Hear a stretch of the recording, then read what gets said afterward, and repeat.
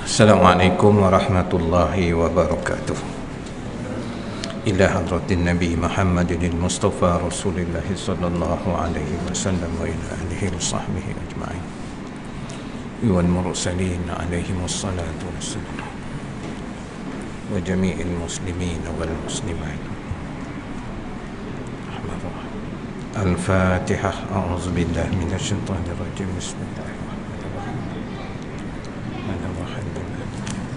إياك نعبد وإياك نستعين اهدنا الصراط المستقيم صراط الذين أنعمت عليهم غير المغضوب عليهم ولا الضالين. الحمد لله ثم الحمد لله الحمد لله رب العالمين والصلاة والسلام على أشرف الأنبياء والمرسلين سيدنا محمد وعلى آله وصحبه أجمعين. رب اشرح لي صدري ويسر لي أمري واحلل عقدة من لساني يفقهوا قولي. أما بعد.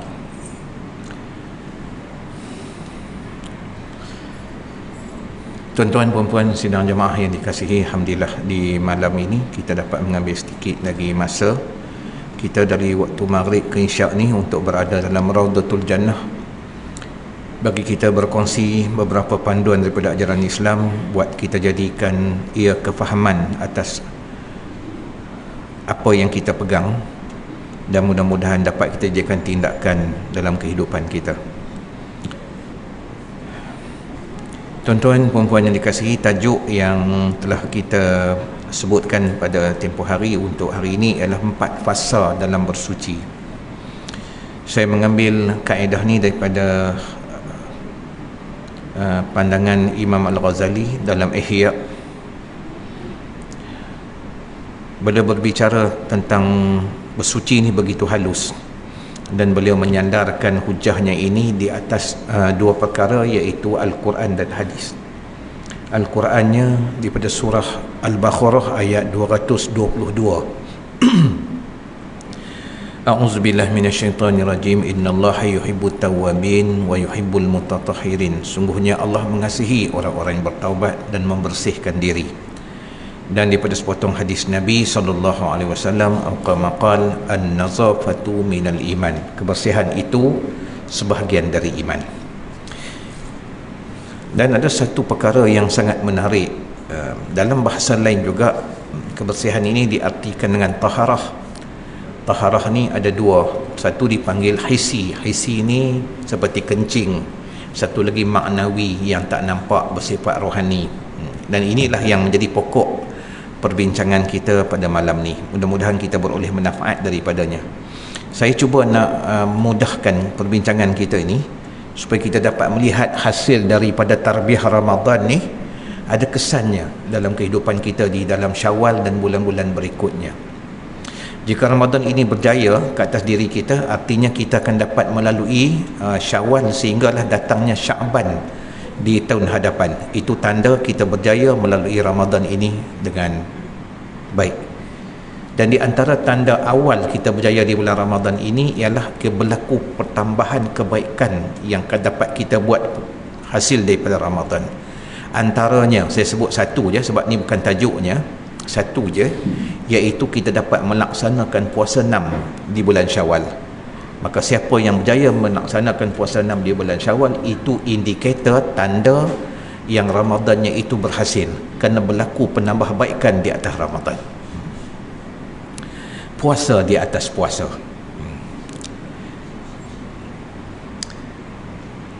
Di dalam sepotong hadis Nabi riwayat At-Tirmizi disebutkan, kama qala innallaha tayyibun yuhibbut tayyib, nazifun yuhibbun an-nazafah. Sesungguhnya Allah itu baik dan menyukai kebaikan. Allah itu bersih dan menyukai kebersihan. Hadis Tirmizi, hadis nombor 2799. Inilah perbincangan kita pada hari ini. 4 fasa dalam bersuci. Bersuci yang pertama menurut pandangan Imam Al-Ghazali adalah suci diri kita daripada hadas. Hadas besar satu, hadas kecil dua, suci pakaian kita pakai, dan yang terakhir, yang keempat, suci tempat kalau umpama solat kita nak solat. Ni yang pertama, suci diri kita daripada hadas. Jadi kalau kita nak solat, kita akan tengok empat perkara ni. Bukan hanya kita ambil wuduk, dah kira kita dah suci daripada hadas besar dan hadas kecil, kena tengok juga pakaian kita ada najis ke tak ada najis. Sebab tu tuan-tuan, kita kalau kita pergi ke bilik air, kita jenis orang yang tak tus. Kita kena tengok, kadang bila kita duduk dia terpantul keluar. So sewaktu duduk dalam bilik air tu, tanggalkan seluar. Kita kena dapat cium daripada dekat. Kalau bau hancing, artinya najis ada kat situ walaupun tak nampak. Mungkin kita pakai boxer, kita pakai seluar dalam kita. Biasa cakap cara orang dewasa di sini. Sebab ini perkara besar, sah atau tidak amal kita. Sebaiknya kita berdahem istibrak dalam istilah Islam ni. Tu istibrak, duduk dan bangun. Sebab tu sebaik-baik kita buang air ni adalah duduk bertinggung. Sebab bila kita bangun tu dia akan terkeluar lagi benda yang tersangkut. Orang dulu dia suka buat tandas di luar rumah, sebab daripada tandas tu dia patah balik, bila dia nak mandi dia akan terkeluar lagi mana-mana yang tersisa. Jadi bagi orang yang ada masalah tentang ni, dia kena tengok sungguh-sungguh. Kena tengok sungguh. Bagi siapa yang pergi ke tandas-tandas awam, saya nak nasihatkan diri saya dan kita semua termasuk wanita, kita kena ambil paip air tu dan siram dulu keliling lantai tu. Sebab mungkin orang lain buang najis dan sebagainya, dia merecik, boleh kena kepada kita. Lebih-lebih yang gunakan tandas cangkung tu, kena tanggal seluar kita. Sebab merecik tu boleh kena kepada seluar kita. Ambil perkiraan sungguh-sungguh tentang najis. Jangan kita ambil kecil benda ni. Di sisi Allah, Allah tak pandang kecil. Nak menghadap Allah ni kena suci sesuci-sucinya. Dan yang keempat, iaitu suci tempat kita nak solat. Ni yang kita katakan hari tu, kalau tuan-tuan masih ingat, sikit je kita nak buat ulangan supaya benda ni jadi kepahaman kita sungguh-sungguh. Kita keluar pada bilik air tu, kalau kita tahu rumah kita tu dah ada masalah, kita kena pakai selipar. Kena ada peruntukan selipar di luar bilik air, yang kita akan pakai selipar tu sampai ke atas tepi sejadah kita, bentang sejadah, tanggalkan selipar kita dan pijak atas sejadah. Sanggup ke buat macam tu? Sedangkan rumah kita ada najis. Rumah yang tak tenang hidup, tak tenang, serabut je. Masalah sikit jadi baran, silap sikit tangan nak naik ke muka anak, bergaduh sikit dengan suami ataupun isteri, masuk bilik hempas pintu, malaikat rahmat tidak menyertai. So tolong bersihkan rumah kita ni sebaik-baiknya sampai peringkat suci. Bersih ni mungkin segi lahir tak nampak, tapi segi maknawinya najis tu duk ada. Umpama kita keluar daripada bilik air rumah kita tu, tuan-tuan, bilik air rumah kita tu, kalau siapa yang ada selipar pun bilik air, masuk dalam bilik air tu, kita kena ambil pipe tu, kita bersih lantai tu semua. Sebab kadang-kadang dalam bilik air tu juga, dia bukan macam kita di masjid ni. Kita dekat masjid ni, kita buang air kat sana, ambil wuduk kat sini, tak ada masalah. Bilik air rumah kita, kita buang air, kadang kat situ juga kita ambil wuduk. So kita nak kena ambil perkiraan betul. Lepas tu kena ambil paip air tu, bersih dulu semua lantai tu. Lepas tu baru kita ambil wuduk. Tolonglah tuan-tuan bab ni. Tolong sangat-sangat. Takut kita kembali pada Allah, kita je rasa kita beramal, tetapi di sisi Allah ada masalah. Ni Rasulullah pernah lalu dengan sahabat, Rasulullah dengar sesuatu yang mereka tidak dengar. Pertamanya ialah namimah, orang yang suka duk sambung, gosip, bawa cerita orang, sama ada bentuk mulut ataupun guna melalui media sosial. Yang kedua, orang yang kata Rasulullah bermasalah ketika membuang air dan dia tidak istibrak. Artinya najis tu duk ada kencing tu. Kadang-kadang kita nak bangun daripada sujud, rasa macam terkeluar. Tu kena tengok tuan-tuan. Jangan ambil mudah. Kalau lepas sembahyang kita pergi cek bau hancing, kita kena solat balik. Jangan ambil kecil benda macam ni. Tuan-tuan kalau rajin pergi mengail, kan, kena ambil perkiraan juga. Pergi ke laut, kadang ataupun kita buat balik ikan ke rumah kita yang buang sisik ikan. Sisik ikan kalau dia melekat je tuan-tuan kat atas kulit kita, memang wuduk takkan tembus. Sebab itu orang kalau tuan-tuan dia Balik rumah ni dia ambil macam ruler tu, habis dia buang, dia bersihkan sisi ikan tu, ambil dia akan kikis. Sebab kadang-kadang tempat kita tak nampak. Kalau lepas wuduk baru kita nampak, kita dah habis semayang, memang kita kena start balik. Kerti wuduk tak sampai. So kena ambil perkiraan, orang duk cat-cat rumah dan sebagainya. Jangan anggap kecil benda macam tu. Kalau cat memang takkan sampai. Liquid paper dulu kita duk pakai tu kan, tu dia macam tu lah, dia melekat atas ni, memang air tak tembus lah kalau kawasan wuduk. Kalau bukan kawasan wuduk tak apa. Kalau kawasan wuduk, kita apa ni, suci yang pertama itu suci pada hadas, hadas besar, hadas kecil, pakaian dan tempat kita nak solat. Yang kedua, suci diri daripada perangai-perangai buruk yang dibuat oleh panca indera lahir, iaitu mulut, telinga, mata, hidung, tangan dan kaki. Ni panca indera lahir duk buat dosa. Yang ni dipanggil suci daripada perkara tersebut. Nak suci yang ni kena buat dua perkara. Tak boleh je kita tahu sekadar ilmu, takut duk simpan kat sini je, tak berlaku tindakan. So nak bagi jadi tindakan kena buat dua perkara. Pertama, mujahadah. Artinya apa? Lawan. Yang kedua, tazkiyah. Tazkiyah apa? Bersihkan, canaikan, gosok, ajar dia sikit. So, cara nak buat dia, tengoklah kalau dalam bentuk media sosial kita dapat-dapat je, tentu kita duk baca, bagus ni, lawak ni nak hantar ke orang. Tengok betul-betul. Penting ke benda tu? Bila orang dapat tu ada manfaat tak? Ada penghinaan tak kepada orang? So kena ambil perkiraan hal-hal macam ni, kena tahan. Mata kita bila dah tengok, telinga kita bila dah dengar, kalau bentuk video, tangan kita nak forward atau tidak? Atau kita delete je? Bersihkan diri kita daripada hal yang macam ni. Sebab tu tuan-tuan, kita dah masuk Syawal ni kan, kita kena tengok WhatsApp group kita tu. Ada tak WhatsApp group kita yang tak senonoh? Kalau tak senonoh, nasihatkan admin. Kita wajib nasihat admin, bagi tahu kat dia personal. Saya rasa tak elok kita masuk ni. Dalam ni semua orang macam kita yang dah nak balik dah, umur 50, 60 dah. Ada sahabat-sahabat kita tak selesai lagi, admin tolonglah nasihatkan dia. Dalam ni banyak orang yang dah berubah dah pergi ke masjid dulu tak, termasuklah saya pun kata dah start nak kenal Tuhan, nak belajar, bersihkan diri. Kau duk masuk benda macam ni, jadi tak elok balik. Tapi kalau admin pun kaki macam tu, kita sendiri exit group lah, biar cari redha Allah, biar manusia tak suka dengan kita. Saya suka sebut perkataan ni, jangan duk cari redha manusia tapi Allah murka pada kita. Kita nak balik tuan-tuan, kita tanggung sorang-sorang je.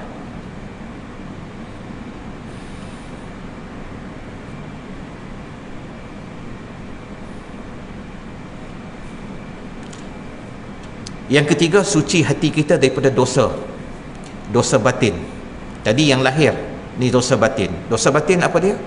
Seperti riak, buat selain daripada Allah, ujub, bangga diri, sum'ah, suka orang dengar apa yang kita ada, hasad, buruk sangka.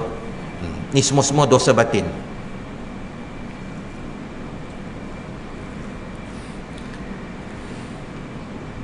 Kita kadang-kadang orang tanya kita benda lain, tapi kita pergi jawab, pergi tambah saja nak bagi orang dengar. Keluarga sihat ke? Alhamdulillah sihat. Anak saya yang 2 orang tu jadi doktor dah. Siapa tanya? Orang tanya hang sihat ke tak? Tu bercerita anak dia doktor. Saya pun saja nak beritahu ke orang ni anak kita berjaya.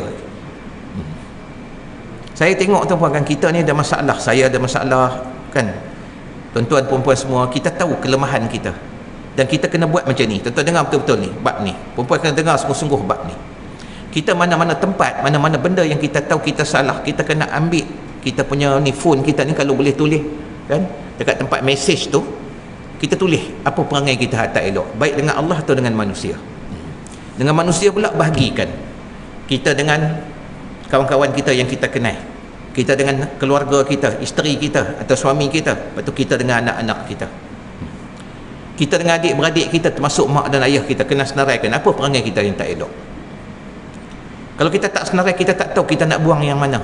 Kita nampak macam kita elok aja semua, tu kita mesti senaraikan, baru kita tahu kita nak bersihkan. Kaedah ni dipanggil apa? Jaga kita senaraikan, kita sebut. Jadi dosa batin ni memang kita kena proses.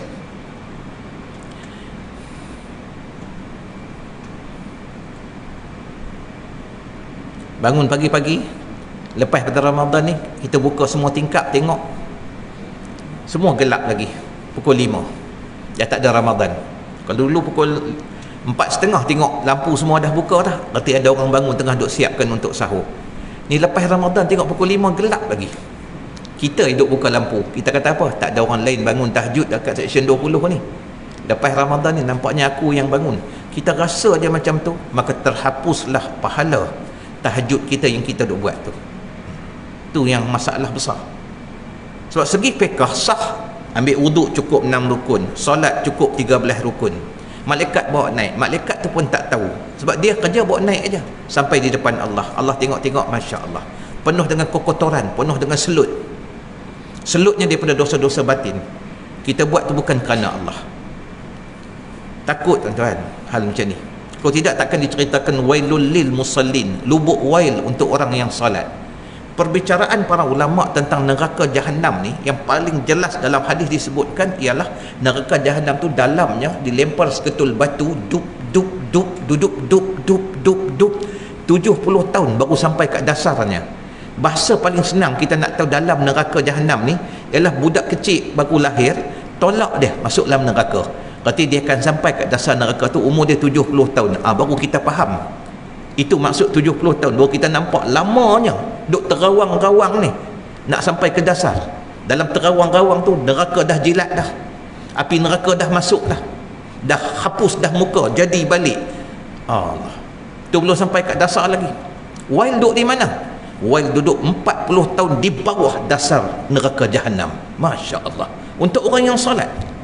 Tapi cuai ni, para ulama paling banyak membahaskan cuai ini adalah dia boleh salat di awal waktu, tapi dia memilih untuk takhirkan waktu. Ni takut lah tuan-tuan. Bukan solat tak khusyuk, tu bab lain, tu dia mujahadah, dia tak dapat. Tapi paling banyak dibicarakan tentang lalai ni adalah dia boleh solat tapi dia suka lewat. Satu. Yang kedua, dia memang boleh solat tetapi dia sengaja tidak mau dan dia tangguhkan, atau dia memilih untuk buat mana yang dia suka dan dia tinggalkan mana yang menyusahkan dia. Solat yang tebuk-tebuk ni lah. Makan tak pernah miss, cucuk duit kat bank tak pernah miss. Bila kita pergi makan, kita nak awal. Kalau kita datang lewat, kita marah. Macam itulah bab-bab kita ni, kita nak semuanya jadi elok. Saya pernah pergi satu rumah tuan-tuan, sahabat sini, dia kata apa, mak saya menderita betul dengan ayah saya. Air tu kena letak kat ayah dia cukup-cukup, tidak terlalu panas, tidak terlalu sejuk, dan mak dia je tahu. Kalau mak dia tersilap tengah duk susah kerana anak mana pergi bancuh, ayah dia boleh tepih macam tu je, tertumpah ni cawan atas meja. Ayah dia keluar terus daripada rumah, nangis mak dia, nak sudkan hati ayah ni. Masya Allah.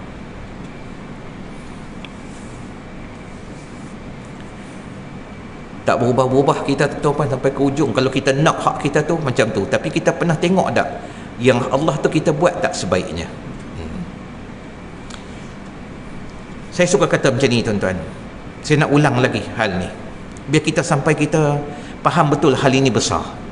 Kalau kita tahu kita ni nak masuk ke bilik air, kita ambil masa 20 minit.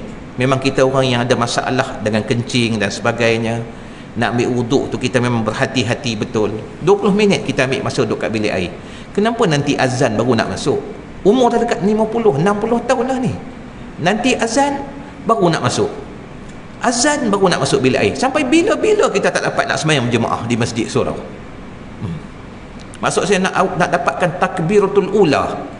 Selepas imam takbiratul ihram, kita sempat bertakbiratul ihram bersama imam, atau dapat pula kita datang awal untuk dapat kita buat sunat qabliyah.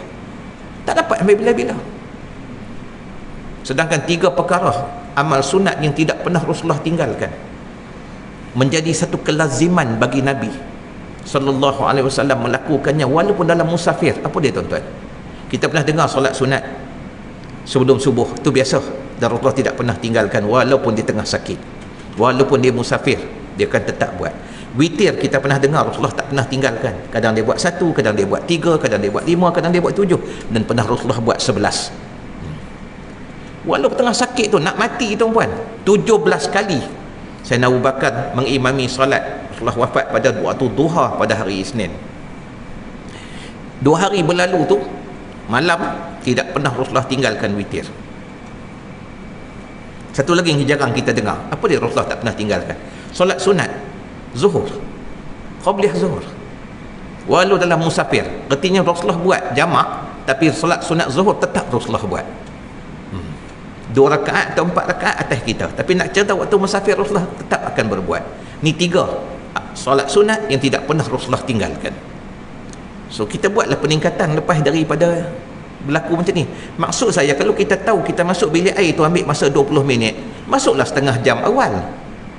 Ni kita dekat nak semayang tu lah dia nak datang time nak mengantuk. Kenapa kita sanggup layan benda tu padahal kita tahu dah? Allah tuan-tuan, dia rentapnya nyawa tu nampak semua. Kelalaian kita, kecuaian kita, apa yang patut kita buat kita tak buat, semua nampak pada waktu tu. 60 tahun 60 tahun, 70 tahun 70 tahun, tengok skrin yang besar ni, daripada umur 1 hari sampai hari kita mati. Kita tahu dah waktu tu, kita tahu dah waktu tu kita buat banyak baik atau banyak buruk, dan kita tak boleh nak patah balik dah. Ni sementara duk boleh buat ni. Ada orang lepas maghrib terus balik ke rumah, tak ada masalah, sebab dia ada benda nak selesai. Tapi kalau tak ada benda nak selesai, tuan-tuan duduk dalam majlis ilmu, bukan majlis macam saya ni aja, mana-mana tuan-tuan duduk dalam majlis ilmu terlena, tak apa, Allah kira.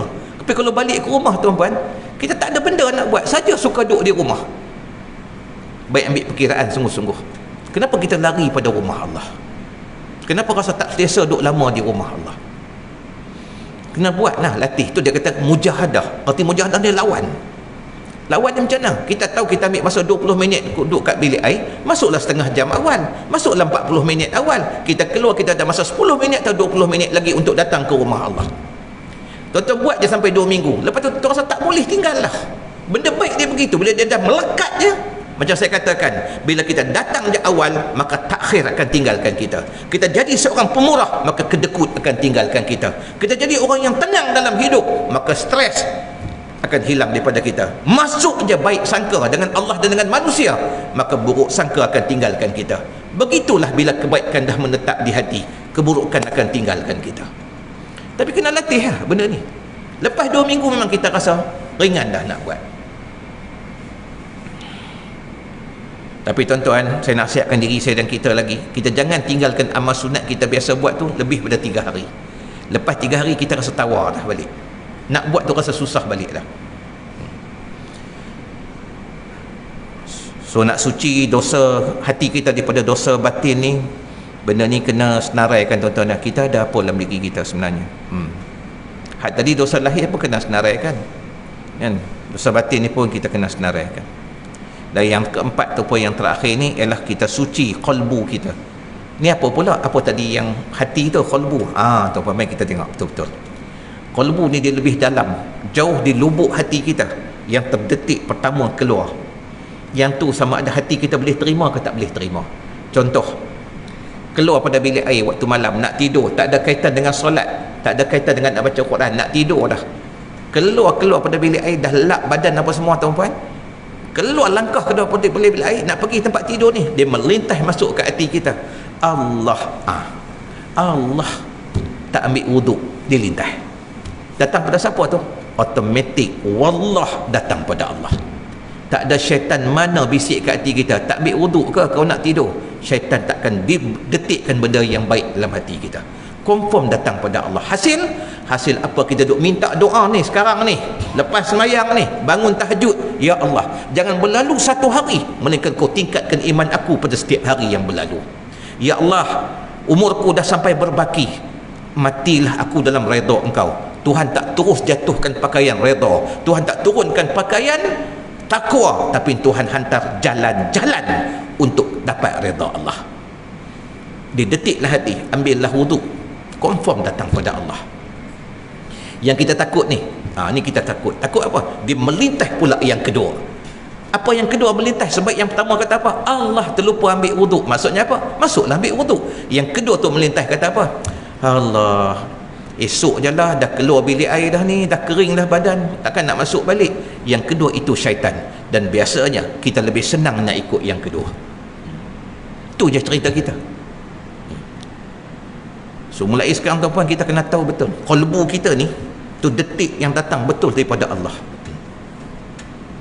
Kalau kita nampak je orang tu lalu, ish, mak apa khabar di kampung, angkat je telefon tuan-puan, telefonlah terus mak, dia datang daripada Allah, menunjukkan pada waktu tu hati mak memang duk teringat kat kita. Tu je cerita dia. Nampak je anak orang lalu balik tuan-puan, teringat ke anak kita, angkat je telefon anak kita, walaupun dia tak telefon kita. Pada waktu tu mungkin iman dia tengah terumbang ambing, nak jatuh dalam dosa atau tidak, dapat telefon pada ayah, dapat telefon pada mak, nak mak doakan kamu dapat kerja dengan baik, cari rezeki pastikan halal, jangan bawa masuk ke rumah rezeki yang haram maupun syubhat. Dan kata-kata mak tu bukan kata dia, kata tu datang daripada Allah. Waktu tu tengah goncang iman dia, tiba-tiba datang Allah nak bela dia. Sebab tu setiap benda baik bila terdetik tuan-puan, jangan tak buat. Tu je. Dan nak tidur dah, wuduk tak ada, katalah contoh, dan nak tidur, di mari lintah, bacalah ayat kursi. Pada satu huruf pun dalam Quran kita tak boleh baca kalau tak ada wuduk. Tapi atas niat nak zikir pada Allah, surah-surah pendek yang kita lazimi sebagai zikir, seperti Fatihah, surah Al-Ikhlas, Qul Wallah, Al-Kafirun, Qul Ya, kan, Al-Falaq, Qul A'udzu Birabbil Falaq, An-Nas, Qul A'udzu Birabbin Nas. Semua ni ayat-ayat pendek. Boleh tak kita baca tak ada wuduk? Boleh, dengan satu syarat, kita lintahkan di hati kita sebelum kita baca, ya Allah, aku nak berzikir dengan kau. Maka automatically Al-Quran itu, kalamullah itu telah menjadi zikrullah. Dilintah ke hati kita, dah tak kepala dah ni, Allah tak baca lagi ayat kursi, bangunlah duduk. Jangan kita baca sampai tidur, kita tak ingat pun dah, kadang-kadang baru duduk sampai Allahu la ilaha illah, dah terlena dah. Baik, bangun duduk, walaupun tak ada wuduk kita boleh baca. Sebab dia datang pada Allah, sebab mungkin Allah nak kawal kita pada malam tu, Allah nak pertahankan kita daripada musuh lahir dan batin. Kalau panjang umur kita, kita bangun pagi esok lebih baik daripada hari yang kita tinggalkan. Ataupun kalau kita mati pada malam tu, kita mati dalam rahmat Allah Subhanahu wa ta'ala. So ambil perkiraan tuan-puan, hal-hal macam ni yang datang menjengah dalam hati kita supaya kita dapat menerima dengan baik. Boleh tuan setakat ni? Boleh ikut setakat ni, sebab saya nak masuk dalam beberapa perkara yang mudah-mudahan dapat kita ambil panduan. Okey, kaedah macam mana nak jadikan benda ni jadi kelaziman bagi kita. Masuk waktu ke apa sebenarnya? 8:34.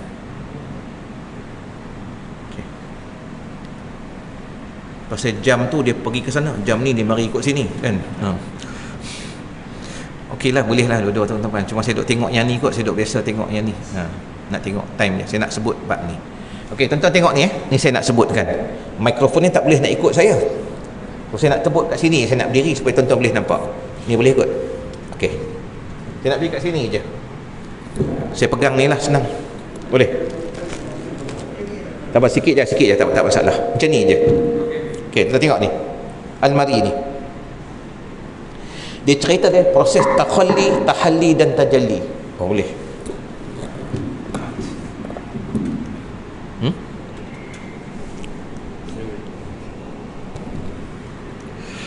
Okey, terima kasih. Okey, kita tengok ni paling senang supaya kita boleh nampak takhalli, tahalli dan tajalli. Takhalli, takho, lam, ya. Di proses Imam Ghazali cerita macam mana kita nak proses diri kita supaya dapat kita bersihkan keempat-empat ni. Takho, titik di atas, kho. Yang kedua tahalli, taha, lam, ya. Tak ada titik, kosong. Yang ketiga tajalli, tajim, lam, ya. Di bawah, dalam. Ini prosesnya. Kita buka contohnya almari di rumah kita macam ni. Kita buka almari ni, kita tengok di dalamnya macam-macam benda rumah kita. Ni paling senang kita nak buat kiasan. Maksudnya mungkin di bahagian bawah tu kita akan letaklah segala fail ke, sijil ke, kan kita letak di bahagian bawah dalam fail-fail dia. Bahagian tengah tu kita letaklah plak ke, medal ke apa tu. Bahagian atas ni ada hadiah-hadiah yang orang beri kepada kita. Kita susun macam tu. Lama kelamaan kita makin banyak kita pergi luar negara, dapat hadiah sikit, letak pula lagi kat dalam tu. Akhirnya kita tak tahu dah benda kita dapat tu apa dia. Dah bertahun-tahun dah orang cari pun kita tak tahu dah. So dia kata bila kita dah terlalu banyak, kita lalu dalam hidup ni, kenapa kita tak tahu dah mana baik dan mana buruk. Kadang-kadang pada kita benda tu baik, tapi sisi Allah benda tu buruk. Contoh, saya suka buat sangat contoh ni. Kita pergi ke kedai pizza, bawa anak kita nak makan pizza. Sampai-sampai kat kedai tu, kita pergi 3 orang je. So kita ambil pizza yang regular. Sebab kita mungkin nak makan 1 slice, isteri kita makan 1 slice, bagi ke anak kita yang ketagih pizza tu, dia ambil 4 slice. Biasanya yang kecil dia akan potong 6. Kemudian elok nak balik, anak kita kata, ni datang pada Allah. Benda baik lintas dia, macam saya kata tadi. Ni cara kita nak kenal bagaimana Allah menyertai kita dalam hal kebaikan. Anak kita kata, ayah, kenapa? Jiran kita tu ayah, anak dia kawan Alung. Kenapa? Ayah dia kan dah mati ayah dalam bulan Syakban dulu. Anak dia ayah, adik-beradik dia ada 6 orang ayah. Dia anak nombor 2. Tinggal mak dia. Mak dia kerja bukan ada sangat ayah. Mak dia berhenti dulu. Sekarang tak ada kerja, nak start niaga. Ayah belilah pizza ayah kat dia dulu. Anak kita kata, sebab tu kawan baik dia. Ayah kata, tak boleh. Ayah dia pun pergi pesan. Dia kata, saya nak 1 lagi pizza, take away. Dia kata, size? Kita kata regular. Kita nampak tak? Nampak macam baik kita beli regular, tapi segi keadilan tak ada di situ. Kita 3 orang makan, tak apalah regular. Dia 6 orang, masuk mak dia 7. Kena beli large lah. Itu baru adil. Adil lah bertindak sesuatu tu kena dengan tempatnya. Pada kita ada keupayaan pun untuk kita beli, tapi kita kata apa? Aku pun makan regular, dia makan regular lah. Mana boleh gitu kan? Ni cerita kita. Ni masalah hati. Masalah hati. Dia bukan masalah lahir, masalah hati. Kita tak boleh terima benda macam tu. Macam kita nak balik raya baru ni lah, nak bawa balik kek, kuih-kuih, ni biskut raya untuk adik-beradik kita ni. Alung, Kak Long kita, Kak Ngah kita duduk kat sini. Rumah kita semua beli biskut raya, kek, semua pure butter. Nak bawa balik, pergi beli yang buat kedai margarin sebab dia murah sikit. Kenapa bagi macam tu? Jangan pandang kuih kita nak bagi, pandang yang kita beli tu, nilai kita beli tu yang Allah bagi. Apa ada dia? Kenapa untuk orang kita beli yang murah, pada kita bagi tu, kuih tu dia makan jadi tadi kita tu pergi ke jamban. Tapi yang kita bagi tu, kenapa kita tak beri yang terbaik? Sebab kita bagi simpanan duit tu kepada Allah. Kenapa bagi yang murah? Tetap faham tak maksud saya? Biar kita makan margarin, tak apa, orang tu makan butter. Itu yang terbaik. Itu yang Allah pandang. Kenapa kita tidak adil dalam hal macam ni? Jangan gambaran hati kita, dia ada selut. Hati ni berselut. Ni cerita ni. Masalah pasal dah terlalu lama sangat dan banyak sangat dah kita duk bawa. Jadi Imam Ghazali kata, kalau nak proses kamu kena buat takhalli. Tak boleh tak duk buat masuk keluar macam tu, tak jadi. Kena nak buat macam mana? Tadi senarai kan, apa dia perangai kita tak elok. Maksudnya apa? Bawa keluar semua sekali yang ada dalam almari ni, clearkan betul. Maksud daripada hati kita, kita jangan bohong. Aku ada kedekut, aku ada barang, macam tu lah, kena senarai kan. Bawa keluar, tulis. Lepas tu nak start. Bila kita buat dia takhalli, kita akan masuk tahalli. Tahalli apa? Kosong. Kosong apa? Mengaku, memang aku tak elok, memang aku perangai aku buruk. Kosongkan. Jangan ada sedikit pun kita rasa kita baik. Bila kita dah ada rasa macam tu, sebab Syekh Muta'awali, saya buat contoh salah seorang pada ulama Mesir ini hebat. Ulama zaman kita ni mati dah. Tuan-tuan kalau buka kat YouTube, kita pun tengok kuliah banyak dah diterjemahkan dalam bahasa Melayu. Kuliah-kuliah dia sangat hebat, terutama tentang tafsir. Syekh Muta'awali ni kalau dia nak balik tu pun orang start puji dia, kata di Mesir ni ulama yang hebat ni ratusan ribu. Tuan-tuan kalau turun kat airport di Kahirah tu, dah tulis kat airport Kahirah tu dah, kalau kamu rasa kamu bijak dalam negara ini, ada orang lebih bijak dari kamu. Punya hebat tak hebat ni. Dia paling menonjol daripada ratusan ribu ulama di Mesir, dia paling menonjol. Tak mau jadi mufti, tuan-tuan pergi tengok. Dia pakai kopiah, Syekh Ta'wili dia pakai macam ni. Tuan-tuan tengok gambar dia. Sebab dia tak nak orang lantik dia sebagai mufti. Dia pakai bagi terbalik. supaya dia tak dilantik, nampak dia tak macam tak layak dan tak sesuai untuk jawab jawatan tersebut. Purposely buat sebab tak nak ambil tu jawatan yang akan menyusahkan hidup dia. Tapi dia sangat hebat, terpandang, kuliah dia Masya Allah. Orang puji dia tuan-tuan, balik rumah suruh orang bawa dia tu berhenti separuh jalan kat masjid, buka jubah dia, cuci tanda masjid, nak buat ni panggil tazkiyah, mujahadah. Ya Allah, mereka puji aku, mereka tak tahu siapa aku pada pandangan engkau. Aku cuci di rumah engkau ni, kau tolonglah bersihkan daki-daki kejahatan dalam hati aku. Ni orang hebat, dia tahu dia lemah di mana. Ni cerita tadi, dah buat keluar, kosongkan, buat pengakuan, memang aku tak elok. Lepas tu baru tak jadi apa, masukkan jin tadi kan, titik di tengah, masukkan apa yang sesuai, apa patut duduk di bawah, apa yang patut duduk di tengah, apa yang patut duduk di atas. Ada benda yang tak patut buat masuk dalam hati kita sebab orang itu memang tak elok langsung, tu kena buang dah. Kita tahu proses ni lah tuan-tuan, kena buat dalam diri kita. Saya kena buat, tuan-tuan perempuan kita kena buat. Masuk bulan Syawal ni bukan bulan kemenangan ni, banyak kemenangan umat Islam berlaku di bulan Syawal ni. So kita nak ambil juga proses kemenangan untuk diri kita, balik pada fitrah di mana kita kenal betul kekuatan dan kelemahan kita, supaya yang baik itu dapat kita istiqamah, dapat kita tingkatkan, buat penambahbaikan. Yang kurang tu dapat kita perbaiki, dan yang tak elok tu dapat kita tinggalkan terus. Proses ni proses kena buat berterusan.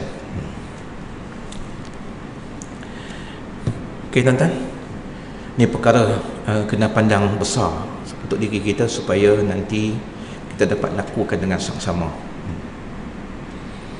Bukan senang tuan-tuan kan, kita nak buat pengakuan, mengaku yang kita ni tak elok, susah. Tapi kalau kita dengan Tuhan, kita boleh buat. Kita duduk waktu malam, sebab tu di sisi salafus soleh, buat bicara hati waktu malam nak tidur ni adalah jadi satu perkara besar. Sayyidina Umar menyebutkan hal ni kerana dia lakukan.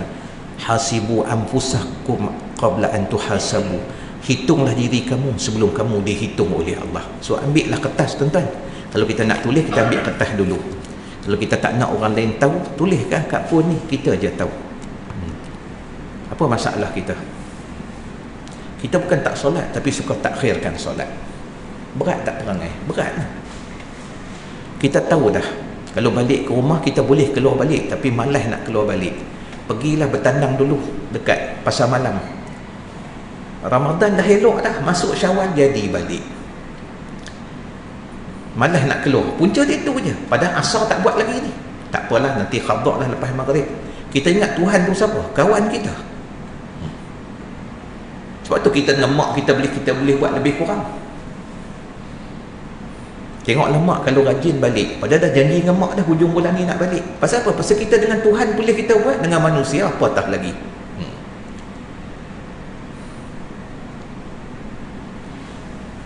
So kita kena tahu betul lah tuan-tuan, kena buat pengakuan dan kita kena start baiki diri kita.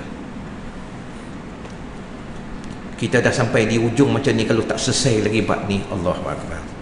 Tuan-tuan kalau tengok tuan orang-orang yang sedang berjalan balik pada Allah, apa mereka buat kat diri mereka, Allahu Akbar. Kita rasa malu lah, macam kita tak buat apa-apa lagi. Tak usah bayang zaman sahabat, zaman ni. Tuan tengok orang-orang yang pergi serah diri mereka pada tuan-tuan guru untuk diperbaiki, diperbetulkan diri mereka, dia serah bulat betul. Dia cerita kat tuan guru, dia kata, apa tuan namakan dosa apa saya tak pernah buat atas muka bumi, melainkan membunuh. Yang lain you name it, dia kata, tuan nyatakan apa saja, apa saya tak pernah buat.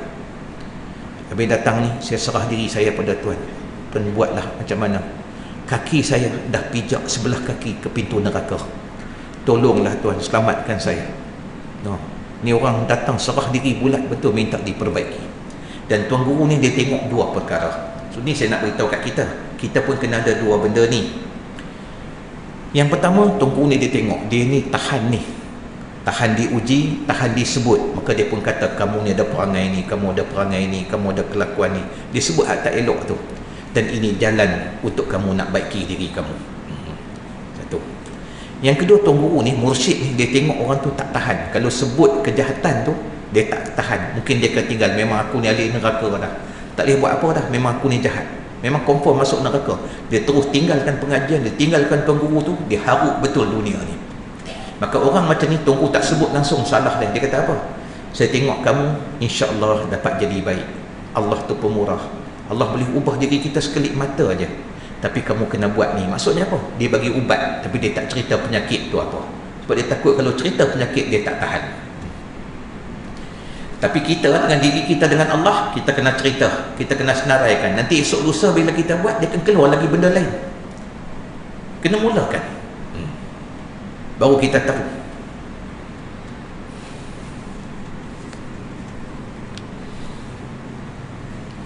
Boleh tuan saya nak cerita tu je pada malam ni pada diri kita, supaya kita ambil sesungguh peluang di bulan kemenangan ni, benar-benar kita dapat mengisi kemenangan pada batin kita ni.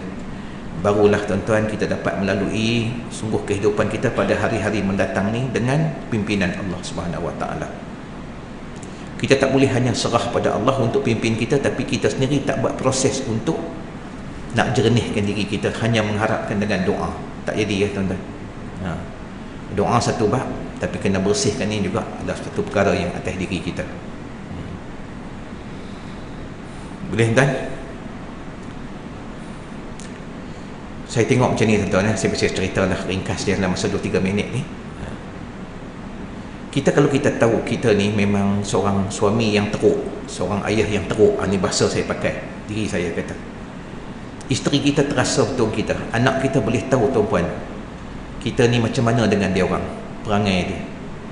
So kita kena ambil lah pendekatan macam mana kita nak jadi baik.